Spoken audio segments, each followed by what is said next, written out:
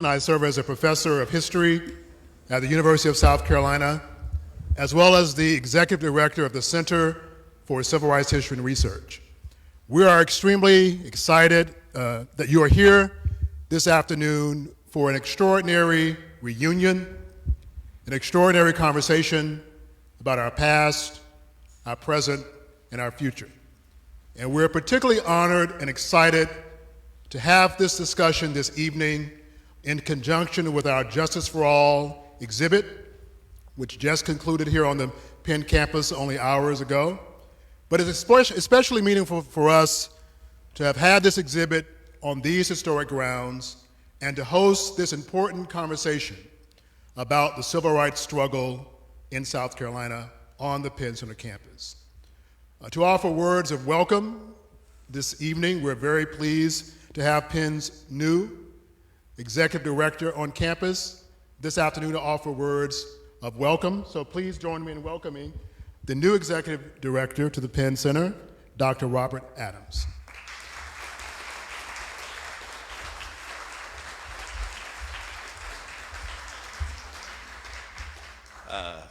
Good afternoon.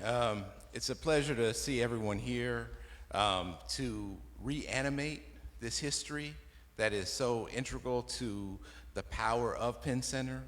And I look forward to learning more about the role that Penn Center played, as well as the role that each of you all played in this work. And just to let you know that as we're now in a new phase of expanding our programming, and so we hope that there'll be a lot more programming like this. So please bring your ideas and your treasures to the Penn Center so that we can do more of this work. Thank you.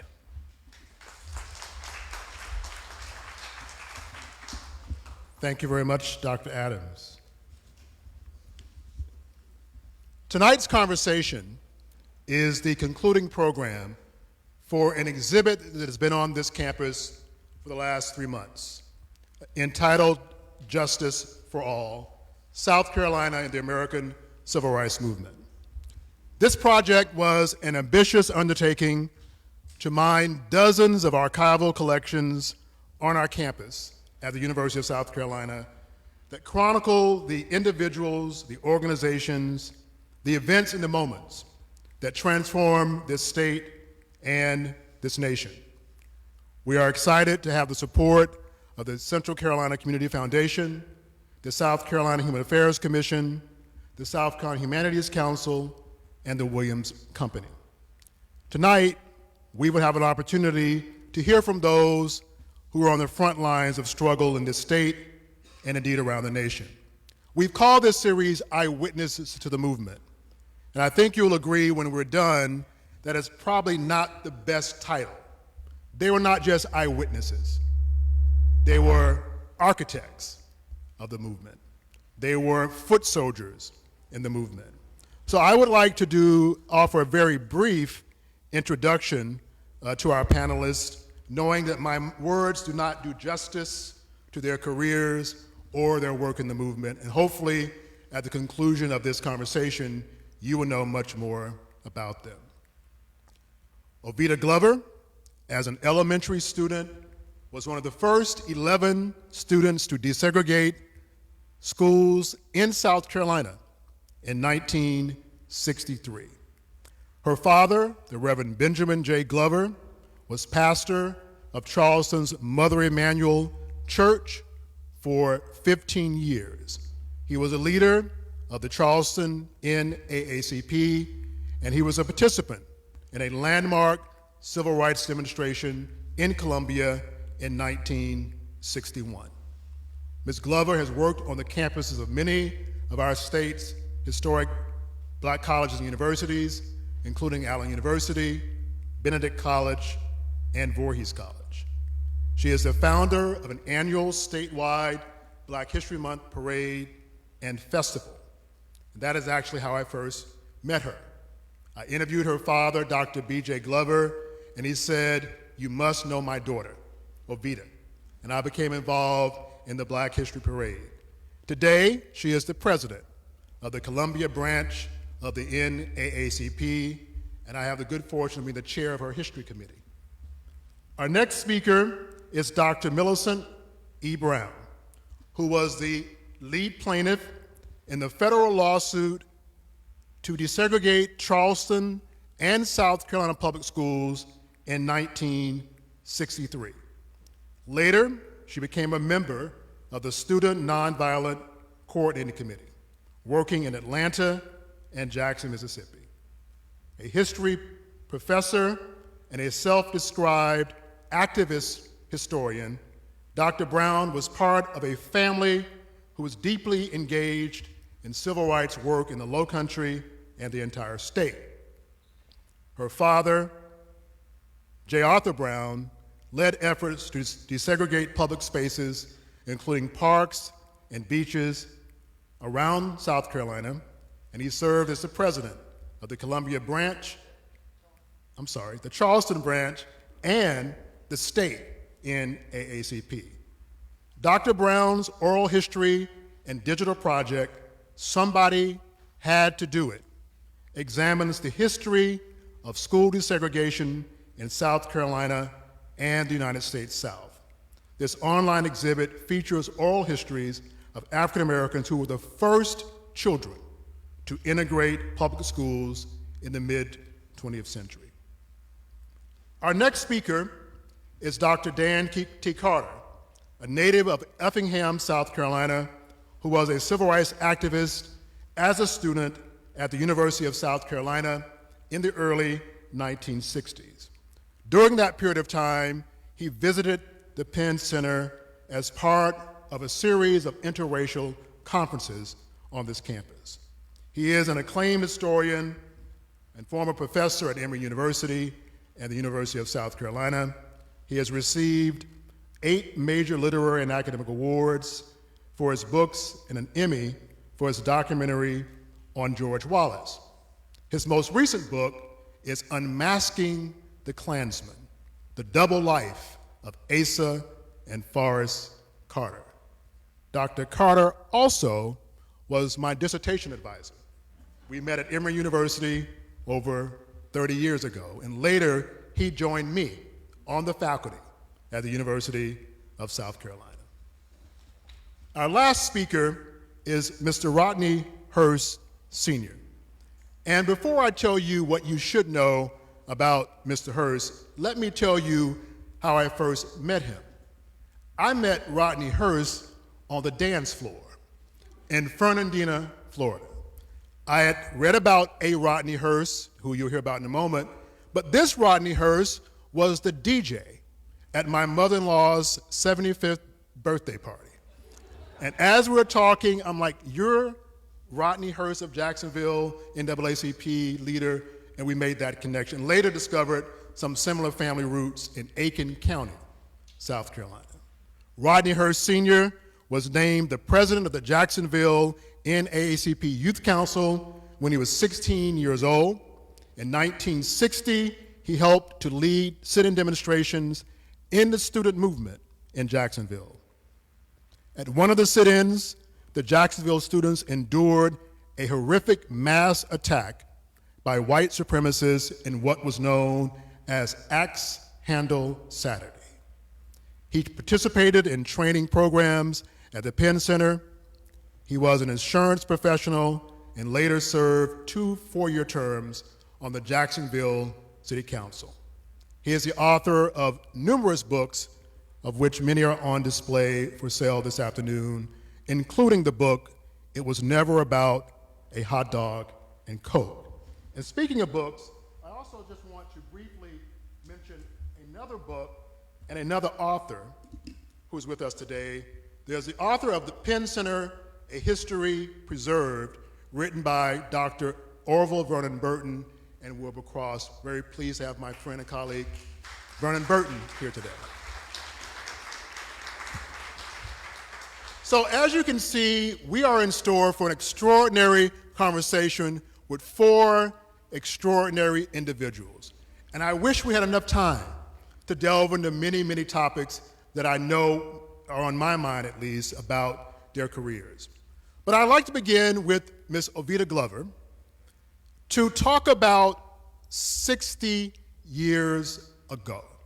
60 years ago, Oveta Glover, Millicent Brown were on the front pages of newspapers across this country because somebody had to do it.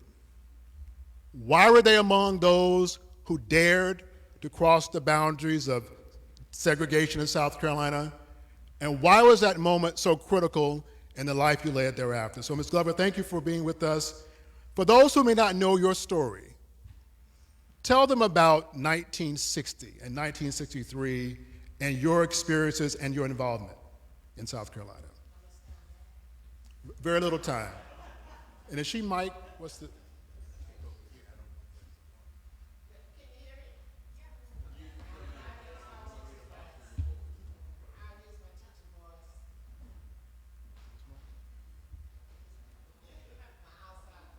This one?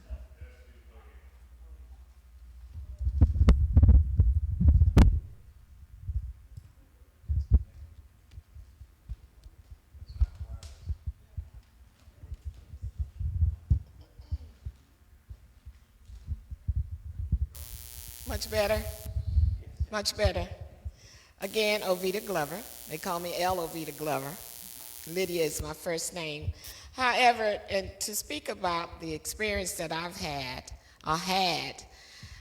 in 1960, which is very seldom talked about, but Minerva Brown, Millicent's sister, Mr. Ralph Dawson, and he's Reverend now? Oh, okay, Reverend Ralph Dawson, the son of. I'm talking about the father. Oh, I'm talking about who actually went into. You can tell we were. I'm talking about the individual. Okay, and myself, we attempted to integrate the schools of Charleston. Minerva tried Rivers Middle. Ralph Dawson, I believe, tried Rivers as well. You can help me out with this. Or either it was Charleston High. So with that being said, we I don't want to say failed, but because of technical difficulties, we weren't able to actually do. And it was a month before Ruby Bridges. So needless to say, I call myself the Charleston, the South Carolina Ruby Bridges. Because we attempted in 1960, and we have to give credit where credit is due.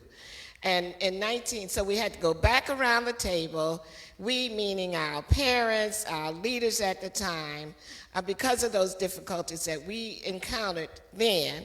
And Minerva, I think she was getting ready to graduate, so they came up with my good buddy here, Millicent. What's your dad call you? Ace up the sleeve, and I don't want to steal her glory, but this is how the suit came to be Millicent Brown et al. With that being said, we attempted in 1963, and we succeeded in 1963. Millicent and myself, I went to, with two other young ladies, the Ford girls, we attended James Simmons Elementary School. I was 9 years old. I don't like that picture right there. That's not me at 9. But I did do some integration with that picture that's being shown. But the actual start of it, the beginning of why do I have to do this, was a question that I would ask as a child. Remember, you wanted to go across the street. Mitchell Elementary was across the street directly. Julius Mitchell was a white school. There was this park that was directly across the street from where I lived on Rutledge Avenue. And I was one of the ones that always needed to go to that park and could not understand why I could not go to that park. And family, mother and father would say always, one day you will be able to do that. Well, needless to say, and they didn't know either, my sister and I have an older sister, we used to run across the street and swing and run back across the street before we got caught from the police or the father or mother, the parents. But anyway, that was the most exciting part, to be able to attempt to integrate James Mitchell, Julian Mitchell School. But that day, the actual day that we attempted to do so, I can remember my father had me by the hand, and we were walking up the steps, and he said, "Don't turn me loose. Remember, I have you. Baby, I got you." All right, I need to tell everybody this. I'm really a little feisty somebody, okay? So as we were going into the hallways, and this was supposed to be a secret event, all of a sudden, everybody in Lordy Daughter knew what was going on when we attempted. This was in 60, I'm speaking of. I will reverse back. And when I went through the hallways, there was lines of teachers and kids and parents and da-da-da-da. So as I was going by, this little guy, this redhead, I wish I could find him right now. But he was redheaded, I do remember that, and stout. And he took the knob and he pinched me, not pinched me, he stuck me. So I'm trying to get away from my father, and he squeezed in my hand. I can feel it to this day, that squeeze. But it was to remind me of what he said.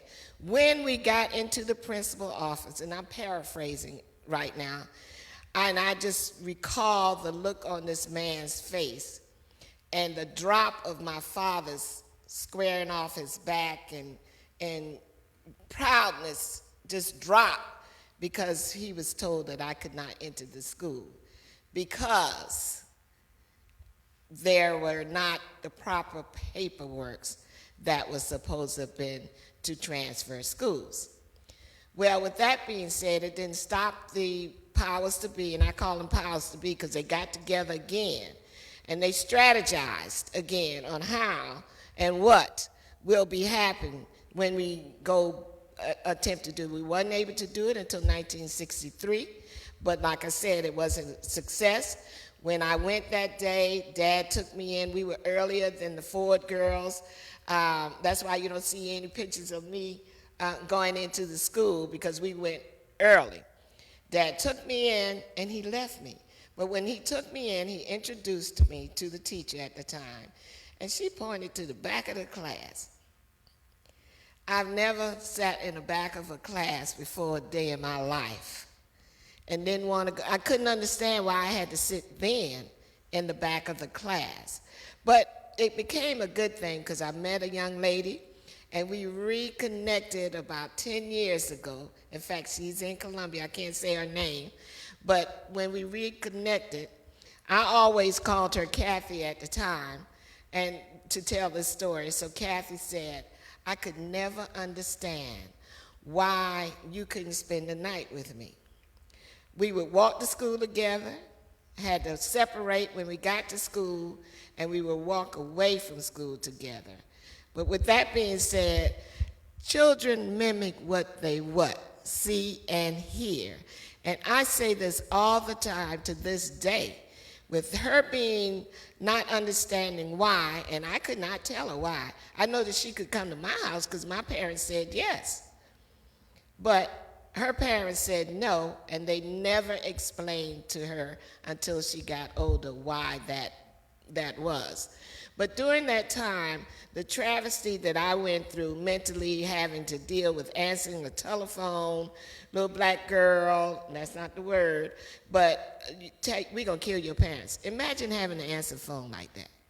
Imagine having to be stopped from answering the phone, and I'm the little one that would run to the phone every time it was ringing, and it could not, I had to be stopped. Imagine your mother having to leave the city because of my father's involvement in civil rights, NAACP. They shunned her from teaching in the school system, that same District 20. So she had to leave it, which is going through some issues right now. And I'm right now, and I'll give the mic up in a minute, I am appalled at the fact that we are reversing. That's a true statement. History repeats itself. And if you're looking around, we are reversing right back from whence we came in 1963, 64, 60, 59, 54. The same things are happening right now. Schools are beginning to become segregated again. And I think that's what the charter schools, I don't care who can go in there. Right now they say if you can afford it, that's what it is. But oh, you want me to shut up? I'm history. I brought it all the way to life, didn't I? Hit the wall so you can hear me. Just underscore one thing about the Glover. So her father's papers are being processed now in our archives at the university. Those death threat letters, he kept them. They're now being processed, digitized, and a lot of the legal work behind the Browns v. Charleston case is included in those papers as well. So for the longest time, we knew about Brown versus the Board of Education, but not many people knew about Brown versus Charleston. Well, who is the Brown in Brown versus Charleston? Well, it's important you now hear from the Brown, Dr. Millicent Brown. And what was the question again? The question for Dr. Brown is this. Somebody had to do it. Yeah. You thought it important to collect this background information of these members. Explain why in relation to your own journey as an activist and scholar. I think above and beyond just knowing that what we did in Charleston had to be documented. A lot of people didn't understand that when Judge Martin made that decision in 1963 in August, he limited it to Charleston. And I always want people to understand there were children like us in Orangeburg, in Spartanburg, in Beaufort, all over the state, ready to get in once this decision came down. And he said it was too close to time for school to open, and it would cause too much mix-up and mayhem. And so therefore his ruling said, the Charleston case will be definite. You must let these original plaintiffs in. And then the following year, other plaintiffs around the state will also be allowed in. So I was always aware that that kind of was different from the way it was being taught, and so I felt it really important to talk about what about other children. You know, I could tell you, and I have over the years, just like Oveta, we've talked about our personal experiences. As I became a part of an academic community, I just got really concerned that too many stories were not being told.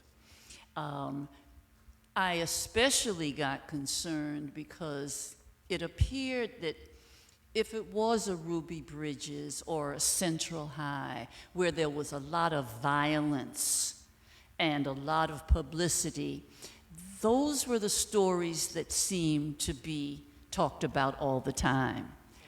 The majority of the cases, and I'm sure Mr. Hurst will talk about his situation, I understood that if we are only following the drama, we're missing a lot of what the story is all about. For me, we were missing, these were children.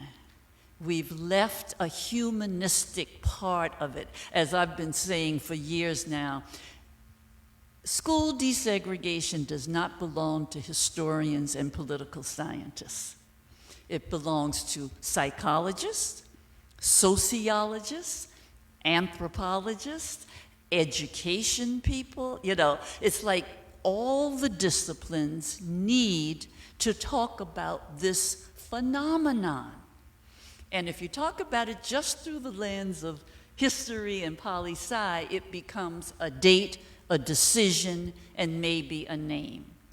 And so the Somebody Had to Do It project, which is actually not the only one, there are probably similar projects like that going on all over, is trying to just capture what were the lived experiences of children, because I don't think that gets wedded into this phenomenon nearly enough. So, Dr. Brown, your father had deep connections to this space, the Penn campus, known as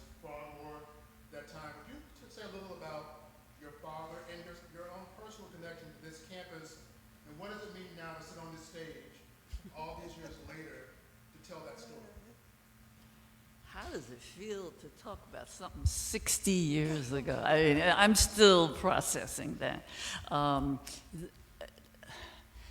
I played at Penn Center. I was little. My father would come down for not just NAACP meetings, but the fact that Penn has the reputation as being one of only probably 2 places in the South that whites and blacks could come together and work on the issues of the day.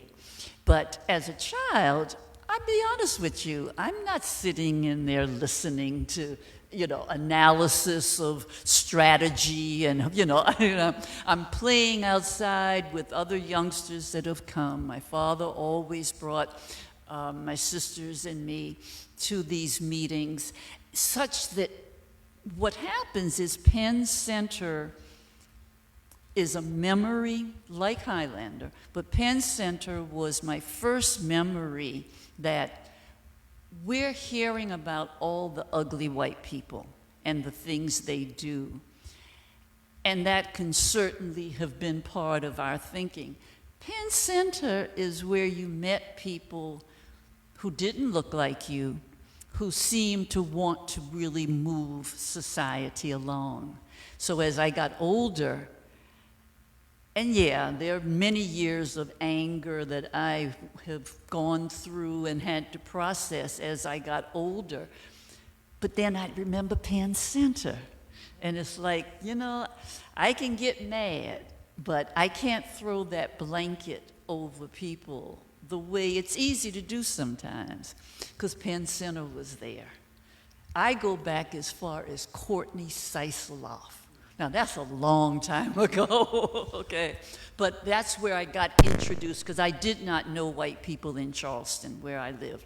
But when I came to Penn Center, all of a sudden I got introduced to this other world that I did not know. Well, Dan, speaking of the other world, you did not know. In early 60s, you did a brave thing. You left the University of South Carolina campus and came down those dark roads, well before 95 and 26, to this space called Frogmore. What led you from that campus to this campus, and what are some of your memories being here? Well, first, they say confession is good for the soul. I describe myself, and I certainly was involved with members of the movement, but unlike my new friend here, nobody took after me with an axe handle. And about the worst oppression I suffered was when the State Law Enforcement Division officer came to my father's office in Florence, South Carolina, and said, "You need to do something. Your son is mixing with a bunch of colored communists." And he said, "My son is over 18 years old. He can do whatever he wants to." And he left, and my father's secretary said, my father turned to her and said, "I knew he was mixing with a bunch of colored communists," he said. So that was it. That was the worst that I had to endure. I came here because I had begun meeting in Columbia with a group there. Judge Perry, who was then Lawyer Perry, was also involved in that. We met on Lady Street because of 2 women who had a strong social conscience, mainly Alice Spearman, head of the South Carolina Council on Human Relations. But I had already made that turn in my life. I had worked as a newspaper reporter for a couple of years, and I covered a sit-in in Florence, South Carolina in spring of 1960. And by the time I did, that sort of baggage of my life was over. This notion that segregation was good for both races and all that went along with it. But I was 20 years old. I had met a lot of people. I'd never met a black teenager or young person of my own age. And coming to Frogmore, coming down here to Penn Center, was that first experience, and then later at Highlander and Dorchester School as well. And so I wouldn't say the group that we were involved in, we had a voter registration drive, and I really don't think we accomplished the kinds of things that you could measure. What I do know is that for a generation, for several hundred black and white South Carolinians who met and got to know each other at this incredible place, it transformed our lives. It was not just that I had never had an encounter or a meeting or coming to know and admire and like individuals who weren't like me, but it was the other way around too. As several black friends said, I certainly never talked here in South Carolina to a white person in the way that I can do down here at Penn Community Center. So I think that's what happened for us, for those of us who were part of this biracial group. But it's the process that I think was happening in other places as well. And as you so rightly said, in some ways maybe going backwards now. Well, Dan, one of the occasions when you were on campus, you remember a distinct moment with Septima Clark and some students who were here visiting on this campus. Was it from Wofford? Yes. On that campus? And Winthrop, yes. Remind telling the audience your memories of that day and the critical I do. role of Miss Clark. We were here, it was the second time I think I had been here. And the way, it wasn't a problem to get black students to come here, but sometimes you had to have a little subterfuge to get white students here. And the chaplain, the Baptist chaplain at Winthrop, rounded up a bunch of young women, sweet young South Carolina things, and said, we're going to a human relations conference. Well, he didn't bother to tell them that there were going to be black folks there. And they arrived here, and I can remember them getting off the van that they were in. There were about 5 or 6. And the shocked look on his face. You mean we're going to be talking about human relations with those people? And because they were nice and polite Winthrop girls, they didn't say anything or didn't get back on the bus or anything.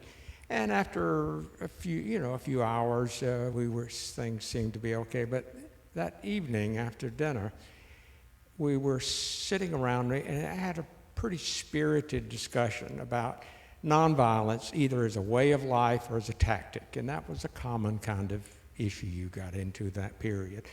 And I say spirited, it really was spirited.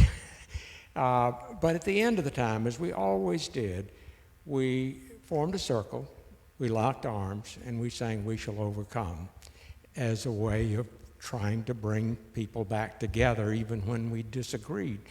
There was a young woman from Winthrop who was standing next to a young black man, a student from Claflin, actually.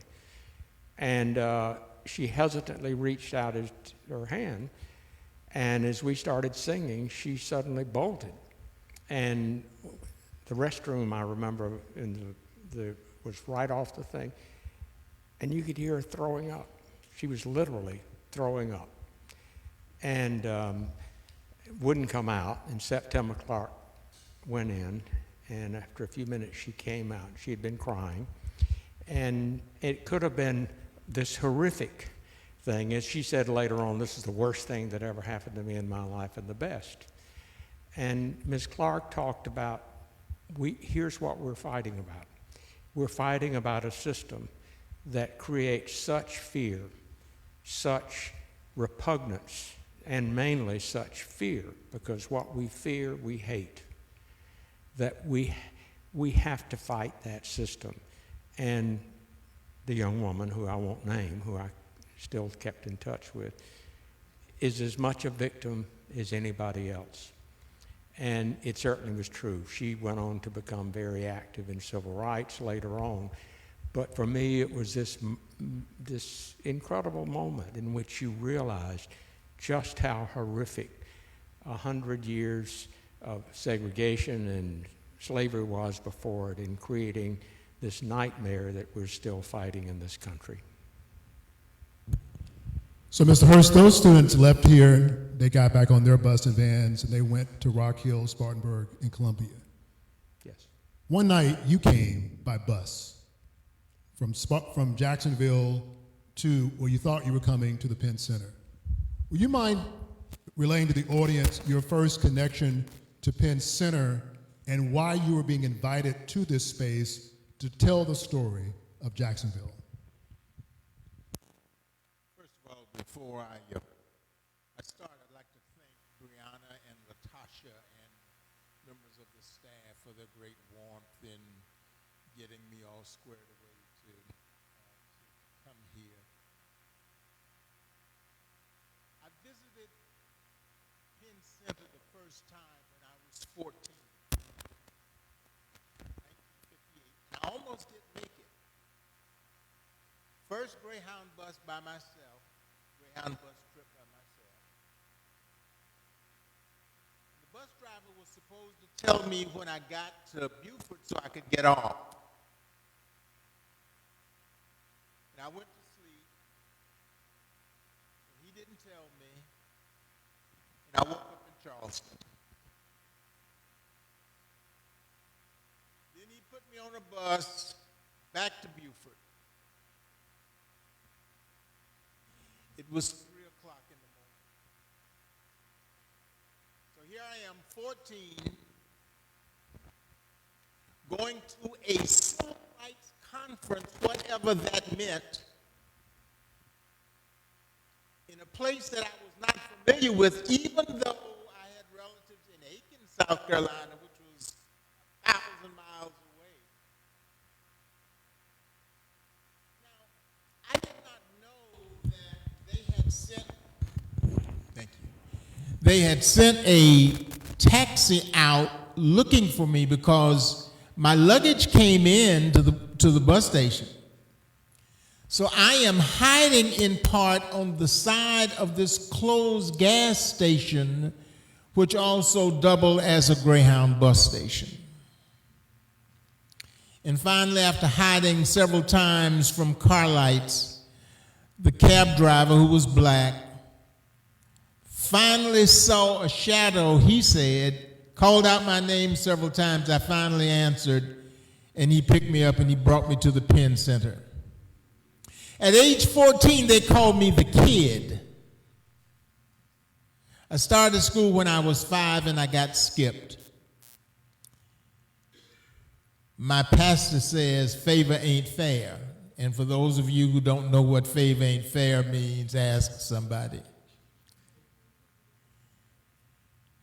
Prior to the Penn Center, I had relatives in Aiken, South Carolina, and I went to Aiken Graded School.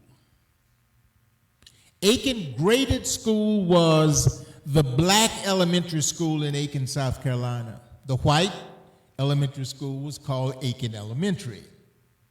Aiken Graded School was a Rosenwald school.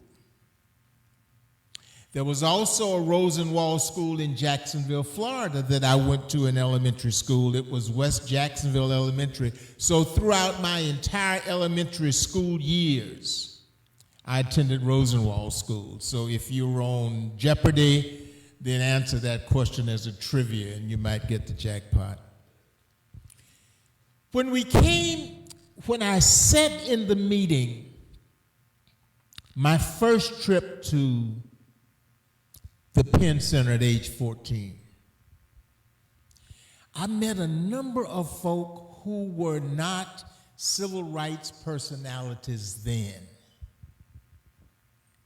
I met Marion Barry, who became the first chairman of the Student Nonviolent Coordinating Committee. I met Chuck McDew, who became the second chairman of the Student Nonviolent Coordinating Committee. I met John Lewis, who became the third chairman of the Student Nonviolent Committee, Student Nonviolent Coordinating Committee. I met Diane Nash. I met Julian Bond. I met these folk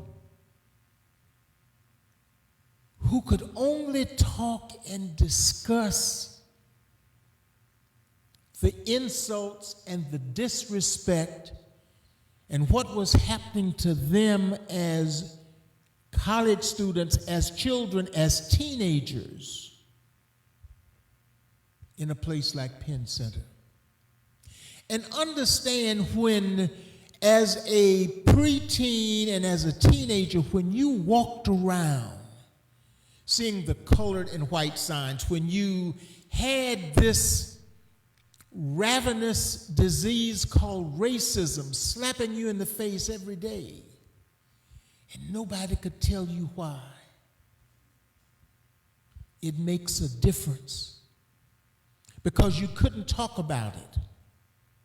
It was not until my 8th grade American history teacher, during these days of segregation, Rutledge Pearson, said to me and to his 8th grade American history students, leave that racist American history book at home, which only includes the names of George Washington Carver and Booker T. Washington as those persons who made salient contributions to American history. So when I came to the Penn Center, I got a chance to talk with others or to listen to them as the kid,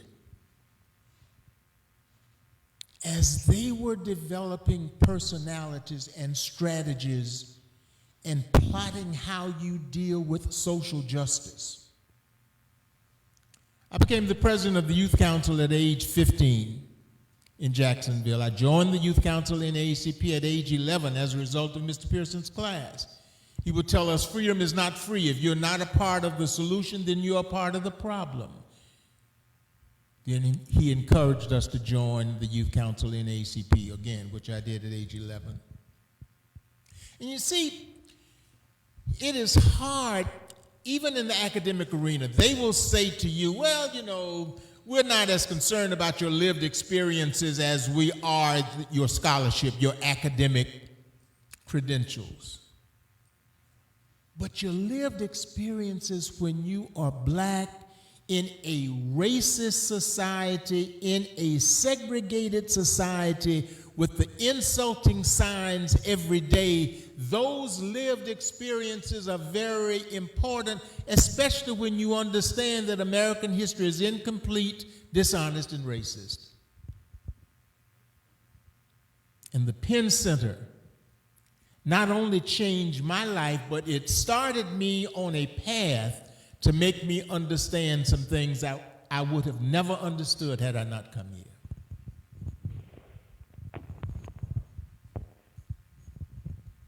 Mr. Hurst, on one occasion, you were brought back to Penn to tell the story of Axe Handle Saturday. For those who may not know this key moment in the movement, will you describe what occurred that day and the response in Jacksonville? Throughout the sit-in movement that started February 1st in Greensboro, North Carolina, with 4 students from North Carolina A&T, most of the sit-inners throughout the South were college students. In Jacksonville, most of us were high school students. 98% of us were high school students, some college students home from school.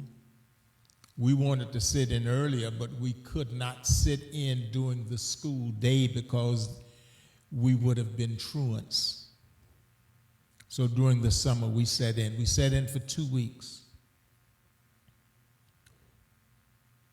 Woolworth closed the lunch counter. That was the focus of the first sit-in. There were 8 stores in downtown Jacksonville. 5 of the 8 only had 1 lunch counter, but the other 3 had 2 lunch counters.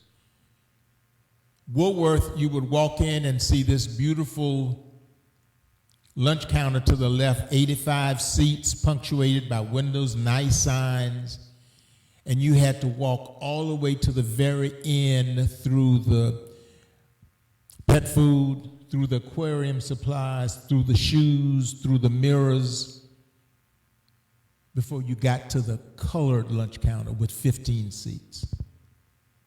In other places where they only had 1 lunch counter, you went to the end of the lunch counter, you stood up, ordered your food because they would not allow you to sit down.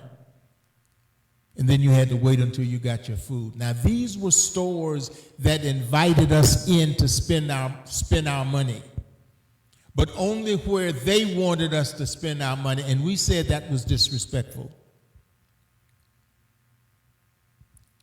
The title of my first book, It Was Never About a Hot Dog and a Coke, means, quite simply, that we did not sit in just to eat a sandwich and to drink a beverage. We sat in because these white lunch counters were visible vestiges of segregation and racism, and they were available for us to dramatize our opposition to racism and segregation. We sat in for 2 weeks. We never saw any police. We had a white student to join us about a week into the sit-ins from Florida State. So then whites had figured it out. After Woolworth closed the lunch counter, whites stood behind us yelling the racial epithets of the day then, which are now jungle bunny niggers, niggers ain't acting like colored people, go back to Africa, all of those things. And when Richard Parker joined us, the whites who were standing behind us yelling the racial epithets had figured it out. Aha! This is the white person that is causing all of this dissension and causing our good colored citizens to give up on our good racial harmony.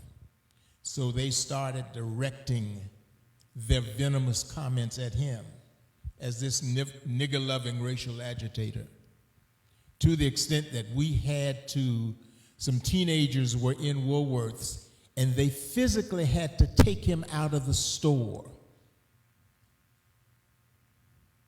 because he would have been grabbed by some whites who were so upset with him being there. August 27th, 1960, after we had sat in for 2 weeks, Mr. Pearson, who was the advisor, got a call saying that there was some strange goings on at a park in the middle of downtown Jacksonville. And when he drove by the park, there were whites in Confederate uniforms, and there was a station wagon with bundles of axe handles next to the station wagon, and a sign said, "Free axe handles." 40 years later, in 2000, at one of our commemorative anniversaries of Axe Handle Saturday, I met an FBI informant for the first time. His name was Clarence Sears. And he was put in the Klan by the FBI to look at what they were doing and report back to the FBI. And the FBI in Jacksonville in August of 1960, they determined that the Klan was preparing to start a race war in Jacksonville, and they were using the sit-in demonstrations to do that. They met in a very prominent hotel in downtown Jacksonville. They did not try to hide who they were.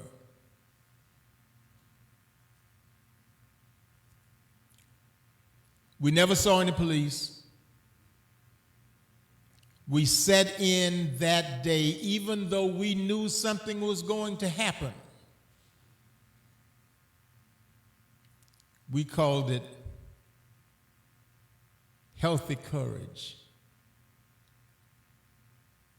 There was a defined fear about all racial demonstration, all sit-in, all direct demonstrations, because you never knew what was going to happen. And as young people, we did not know what was going to happen that Saturday, even though we knew something was going to happen. And I couldn't help but think about some of the conversations I had at the Penn Center.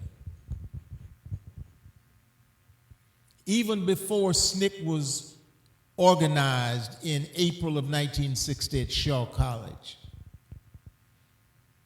we had that sit-in demonstration anyway that Saturday. No police around, and we were attacked by 200 whites with axe handles and baseball bats. And not only us as the targets, but anybody black downtown in Jacksonville was attacked.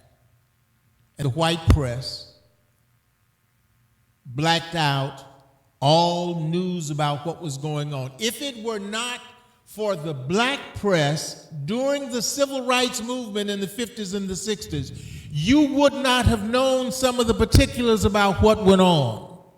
Newspapers like the Pittsburgh Courier and the Amsterdam News and the Chicago Defender and whatever local papers. They did the job in really covering what was happening because white reporters did not know how to cover the civil rights movement. They had no contact with members of the NAACP or SCLC or other groups that had formed CORE. When blacks found out in Jacksonville what was happening downtown after the race riot had started, then police came from everywhere to block off downtown. I also later found out that the National Guard in Jacksonville was on standby in St. Augustine, 30 miles away, and at Camp Blanding, which is the edge of Jacksonville, Florida. And you see, it did not make any difference to the 200 racist thugs who attacked us. We were children. I was 16. Several of my classmates along were 17 and 18. But they didn't care. And that's what racism does. That's the cause and effect of racism and segregation and bigotry and discrimination. And it has been like that. It was like that then. It is like that now. On that note, I want to ask one last question for all of our panelists. We'll begin with Dr. Carter. Today, in the USA Today newspaper, there's a headline that says, "Underground Railroad forms across the country after DeSantis and others banned books." And it mentions a conference just last week that Mr. Hurst and others from our center were attending called the Association for the Study of African American Life and History. Their president is Dr. Marvin Delaney, who was once the head of the Avery Research Center in Charleston. And Dr. Delaney said this: "There is a movement across this country to suppress the teaching of black history. We have to meet that challenge head on." Mr. Hurst mentioned his 8th grade teacher who told his classmates to leave the textbook at home. Well, I think I know Dan Carter well enough to know his 8th grade teacher told him to bring the Sims textbook to class every day. And that textbook offered a radically different interpretation of the history of South Carolina than Ms. Glover and I'm sure Dr. Brown experienced. So Dan, I want you to talk about this movement. Here we have this retrospective of 60 years of sacrifice and service at the very moment when the very history we seek to illuminate, document, and preserve is now under attack. How do we make sense of this? And in the words of Dr. King, where do we go from here?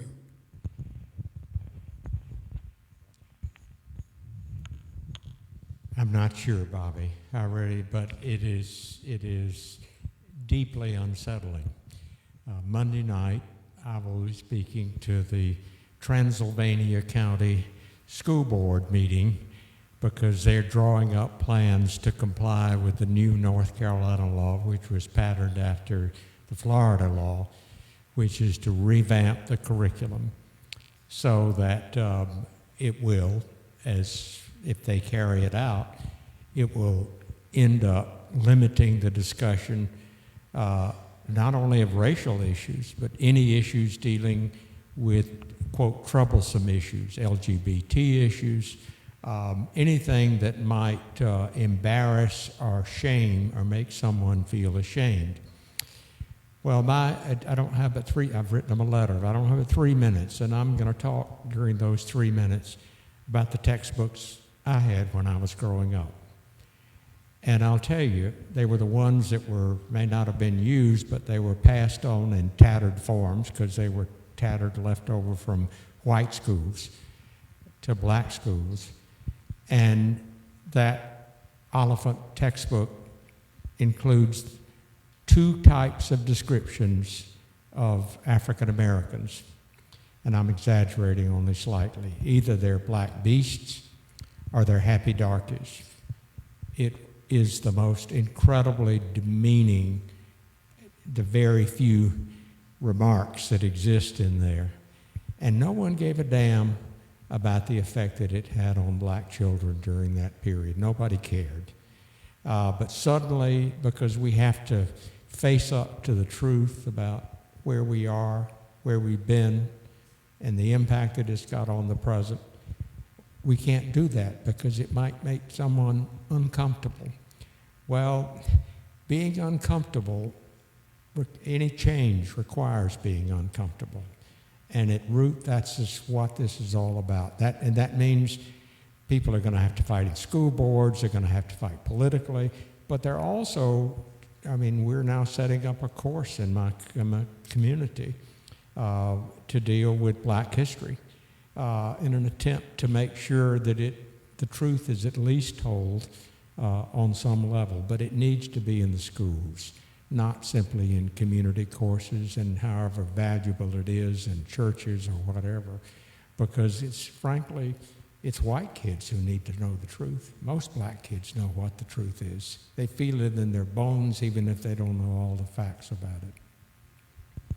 Dr. Brown, I asked you to respond to the same question. Now, just think, though, you look, Dr. Brown, you'll see that you had a press conference a week ago, 2 weeks ago, challenging the Charleston School Board. Not in 1963, 2 weeks ago.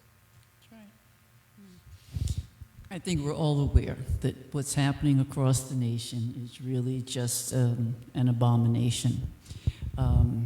Here in South Carolina, we are talking, you can't hear me? Oh. Yeah, in South Carolina, we are faced with a Department of Education led by someone who does not believe in any of the things that you were just talking about, Dan. And so it makes me think 60 years after the fact. It brings up a number of questions that are troubling but necessary.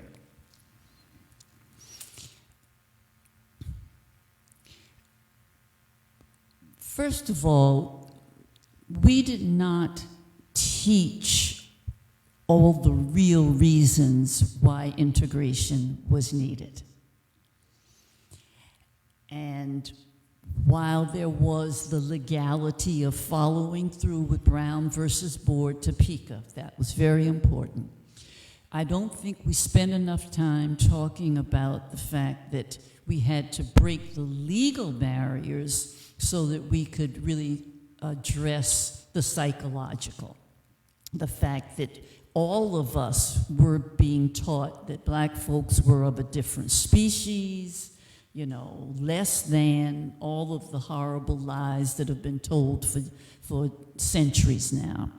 And so our integrating schools or desegregating schools ended up over time sort of forgetting to stress that it was white supremacy that we were really struggling with. And I think because we let some of the issues kind of go unaddressed, I think that's part of the reason we're still struggling today. And let me just say, within the black community, I am always saying I in no way regret what we went through. We had to break those legal barriers, there is no question.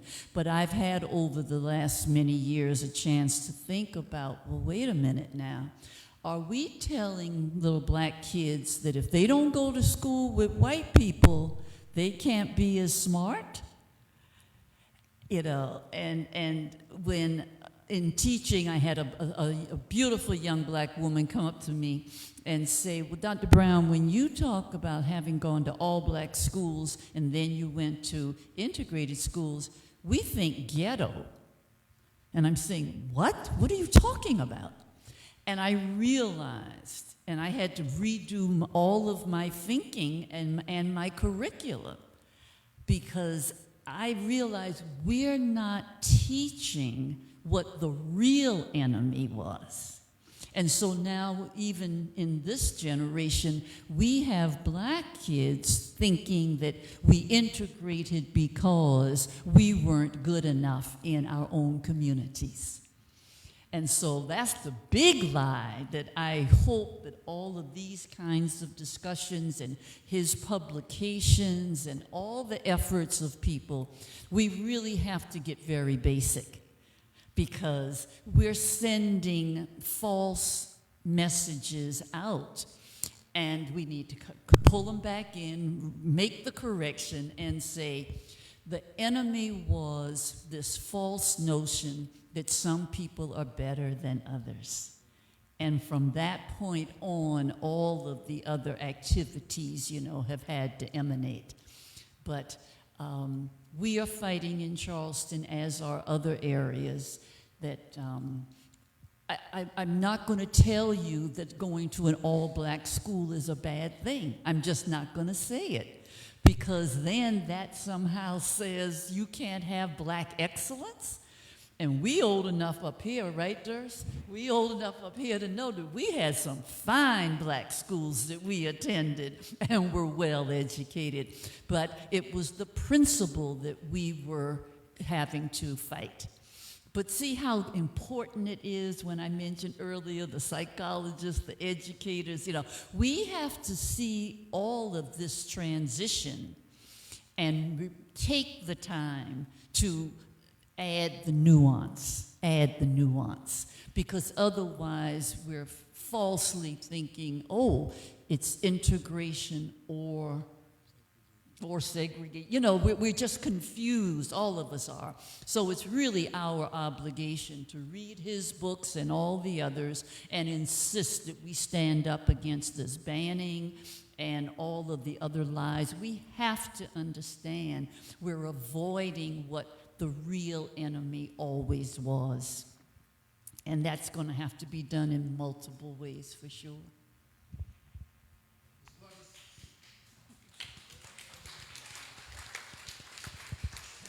60 years ago, your fathers led the NAACP in Charleston and South Carolina. Today, you're leading the NAACP chapter in Columbia.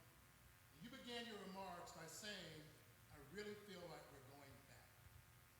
Explain that reference, we're going back, and from your perspective as an eyewitness, as an architect, and now a leader in the movement in Columbia, what do we do about it? If I could repeat something that I said, which is, and this is my opinion, that we are going backwards, and I'm appalled of the idea of it, the actions that are being taken, especially here in Charleston, when we fought so hard to be equal. And that's what I say when I speak.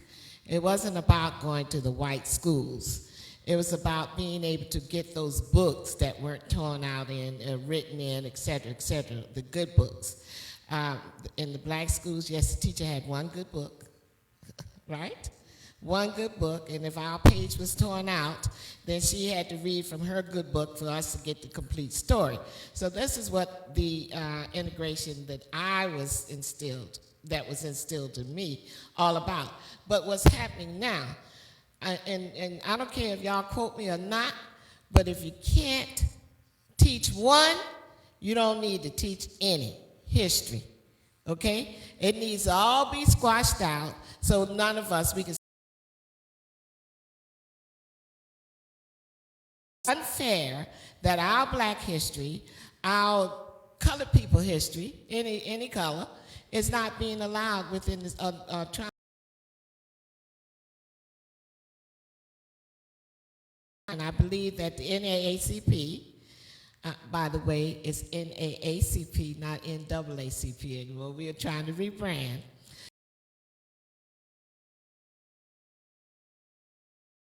Is against the banning. Our stance is against the banning because it's so unfair that our children, they're mixing up anyway.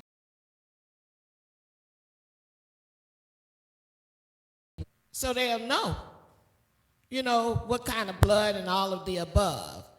Because we're not going to stop them from mixing. I don't care how much you keep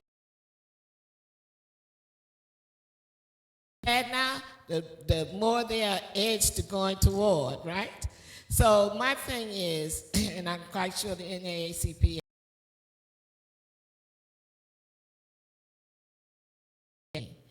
and they are ready to fight. We are ready to fight and go deeper into making sure the history's in the school of all. I stand, and that's where we stand as well. Thanks.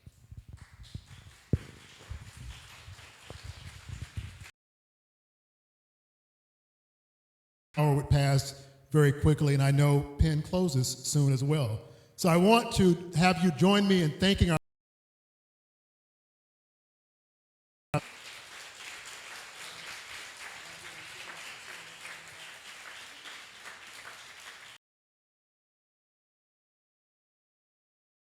for a reception and book signing with Mr. Hurst. And Mr. Hurst rightly reminded me he did not get to respond. Offered the benediction. But before doing so, I want to especially thank Penn Center for the gracious hospitality. Reconstruction Era National Historic Park for hosting our exhibit at Darrah Hall for the last 6 months. Today, from the Penn Center and going to Georgetown, well, it will be on display at the Georgetown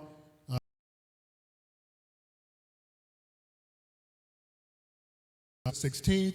There will be a series of other programs in Georgetown along with the exhibit as well. So thank you all for being here, and we'll allow Mr. Hurst the last.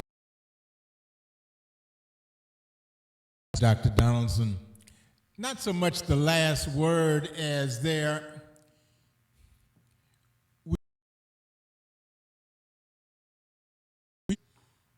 incomplete, dishonest, and racist, and we all have been fed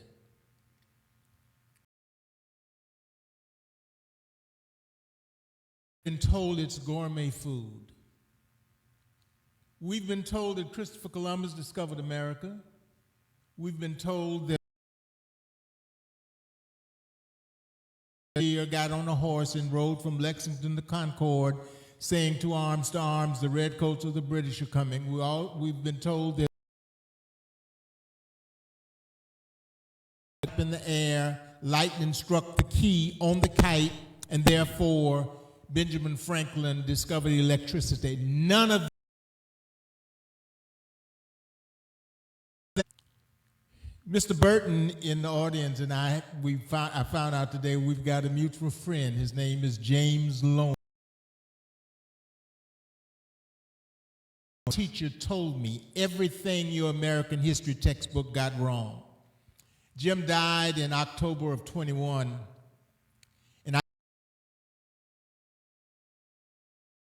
and in Washington, D.C. Jim was the first person to ask for taking down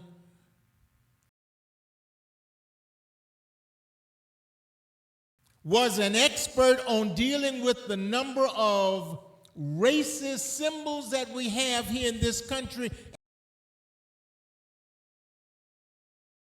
The state of Florida, the governor and his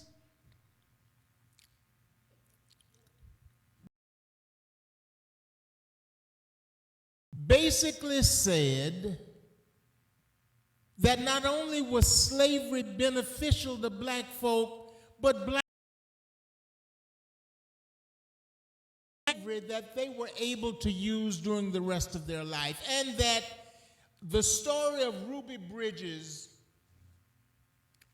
did not give the particulars as to why and what happened to this young 6-year-old in New Orleans integrating the first grade for the first time, and that when Rosa Parks sat in the bus, they did not deal with the fact as to why she was arrested sitting on the bus.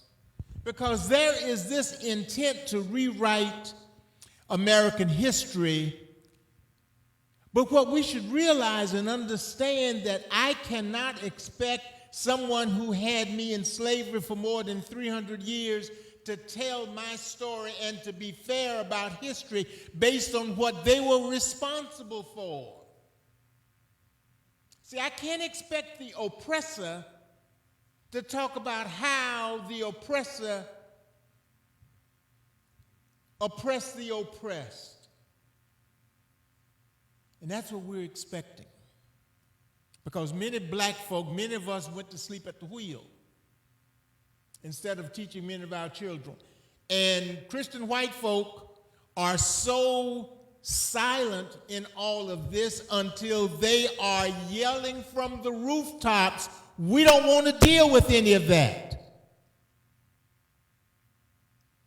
So when it comes to understanding, we're talking about truth. We're not talking about remaking anything. History has already happened.